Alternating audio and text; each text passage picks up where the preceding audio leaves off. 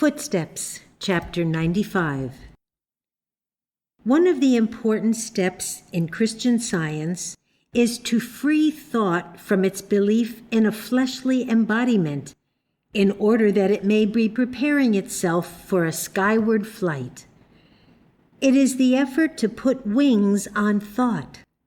But the belief that mind is in matter would effectually limit thought's freedom, as would frozen water in a fishbowl limit the attempt of the goldfish to swim. From Genesis has come the metaphysical picture of the serpent, or evil, perpetually at the heel of the woman.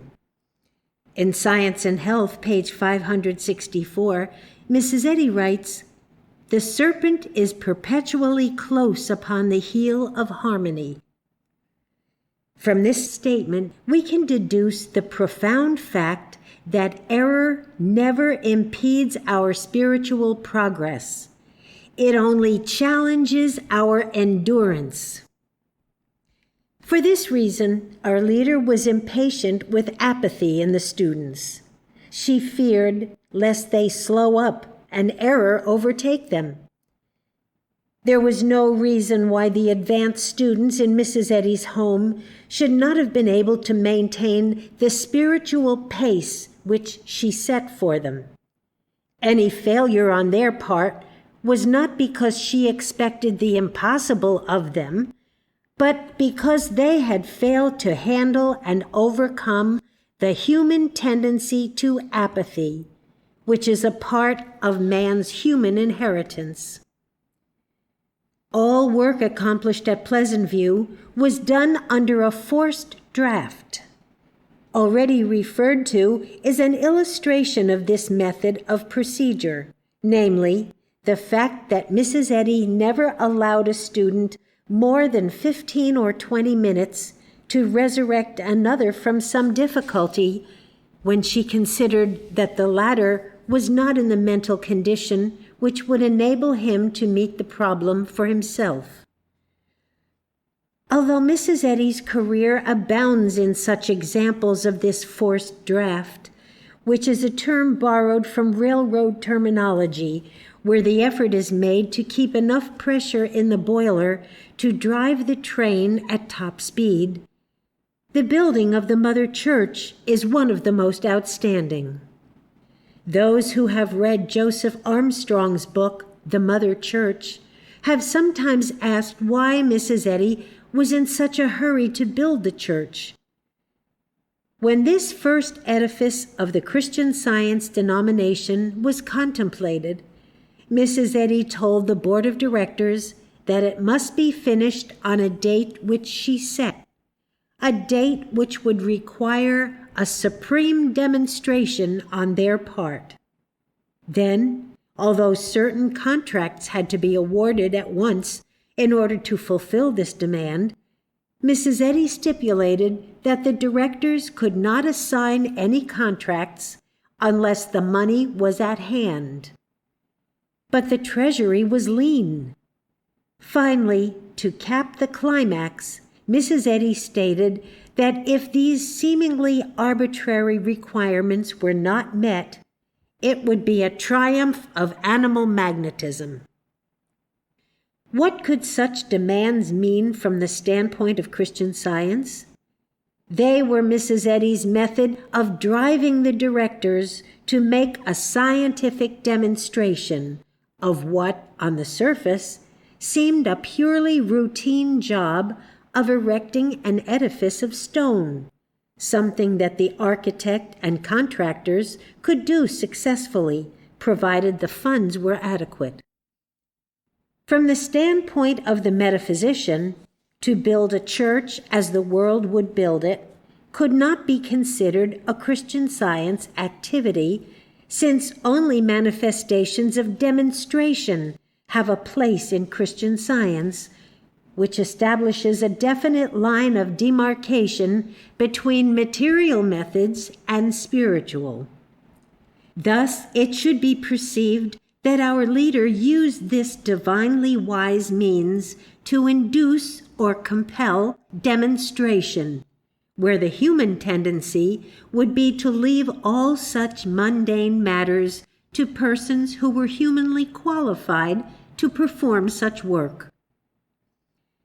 It was one of Mrs. Eddy's customs to assign tasks to persons and then expect them finished in a certain length of time, usually a period that the human mind would judge so inadequate that it would seem impossible to complete the task in the given period. In this way, she forced students to rely on God in order to fulfill the demand. Thus, step by step through demonstration was the cause built up, and human processes became merely servants of God.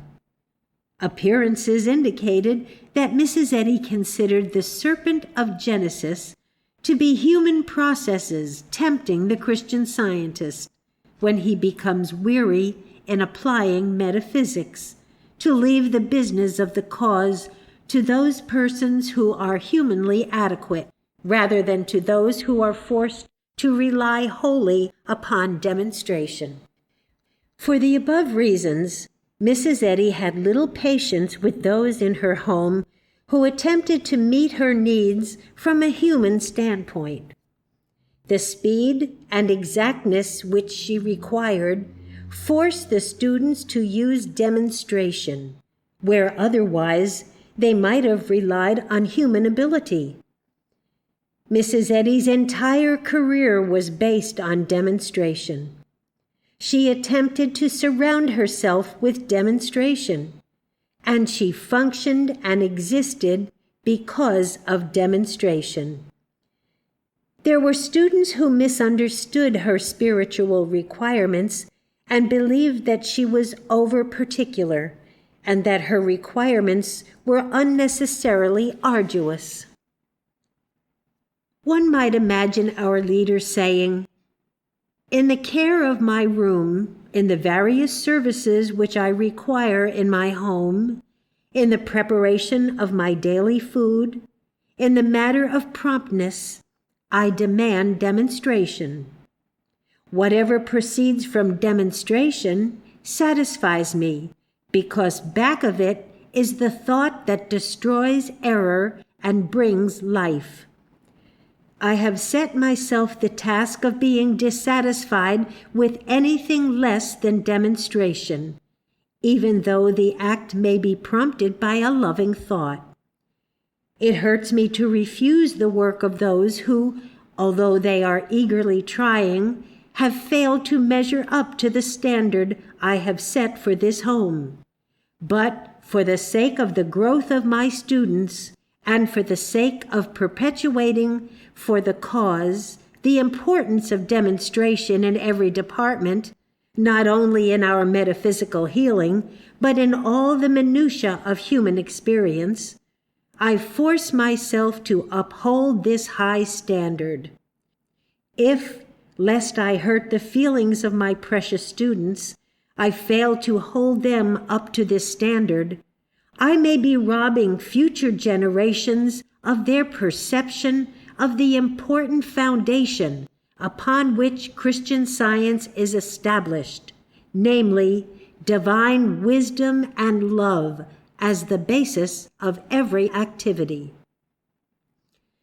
In Christian Science, the important effort is to keep ahead of the serpent, and Mrs. Eddy was led to whip the students for this purpose. She established a standard that a human task performed from the standpoint of demonstration was acceptable, while without demonstration it was not. She was able to detect in the service rendered whether it was the expression of demonstration or completed from the basis of human accuracy, without that thought which made of every human task an opportunity to approach nearer the spiritual ideal. There were no insignificant tasks, no belittling positions in Mrs. Eddy's home. The ones who did the cooking or cared for the horses ennobled their offices by relying on God to fulfill them. In other words, the opportunity to broaden the application of one's understanding of Christian Science was even greater in connection with menial tasks than it was in connection with those functions which, in Christian Science, are commonly understood as requiring the support of mind in order to fulfill them. Through the life at Pleasant View, a student was enabled to attain some understanding of Jesus' statement as recorded in Luke. "He that is greatest among you, let him be as the younger, and he that is chief as he that doth serve." This was a call on the disciples to see the importance of making a demonstration of every task, no matter how simple, as a means of broadening their appreciation of the scope of demonstration. To heal the sick through Christian Science year after year does not necessarily broaden one's concept to recognize the 1,001 ways in which demonstration must be applied. It seemed as if part of every demonstration made at Pleasant View had in it the necessity to demonstrate over the claim of time. The students never were allowed to feel that they might sit down and take their time over a task.